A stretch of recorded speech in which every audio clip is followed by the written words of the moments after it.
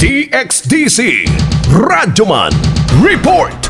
Ipaabot sa Commission on Elections kon COMELEC ngadto sa Malacañang ang sugyot nga ideklarang holiday ang October 30 subay sa Barangay and Sangguniang Kabataan Elections kon BSKE 2023. Ang mga balita gikalipay sa mga netizens tungod matud pa nga ang uban kanila mo biyahe pa gikan sa layo nga dapit ug muli silang tagsa-tagsa ka mga probinsya aron mo boto ug dili na maapas pa nga mobalik dayon aron mo trabaho. Kumanto sa Sakajan Carlo Cruz sa FB post nga kung ugaling kini maaprumahan, mahatagan og higayon ng katawhan nga makapahuway ug makauban ang pamilya sa pagbisita sa minahal sa kinabuhi nga mipanaw na sa laing kalibutan isip paghinumdum kanila sa All Souls Day. Matud pa ni COMELEC Chairperson George Garcia nga karong adlaw, maghatag sila og request form ngadto sa Malacañang aron sa hingpit matugutan nga mahimong holiday ang adlaw sa piniliay. Kasama mo sa balita og serbisyo publiko, Radyoman Ivy Parido, Tatak, RMN.